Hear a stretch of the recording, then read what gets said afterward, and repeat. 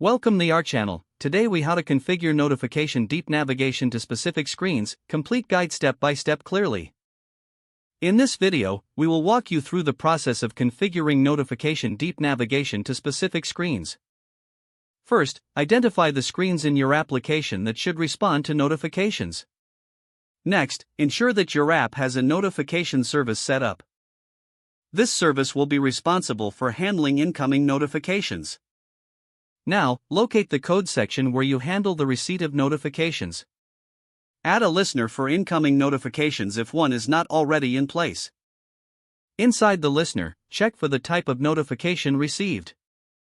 Extract the relevant data from the notification payload. Determine which screen to navigate to based on the notification data. If necessary, map the notification types to the corresponding screens in your app. Use your navigation library or framework to programmatically navigate to the specified screen. Ensure you pass along any required parameters to pre-populate the screen with necessary data. After navigation, test the flow by triggering notifications in your development environment. Monitor the behavior to confirm that deep navigation works as intended.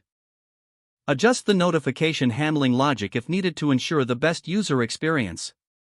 Once satisfied with the implementation, proceed to deploy your changes to the app. Finally, conduct thorough testing in various scenarios to ensure robustness. This completes the configuration of notification deep navigation to specific screens. If the page does not load, refresh the browser or try again in a private or incognito window. Make sure you are using the correct email address, then retype it carefully to avoid small typos. If your password is not accepted, use the reset option and create a new strong password you can remember. Check your spam folder for verification or security emails, then complete any requested confirmation steps. Enable two-factor authentication if available to improve account security and reduce unauthorized access risk. After signing in, review your profile details so your contact information and settings are accurate and current. If you see an error message, note it down and try again after restarting your device and internet connection. Log out when you finish, especially on shared devices, to keep your account and payment information secure. If the page does not load, refresh the browser or try again in a private or incognito window.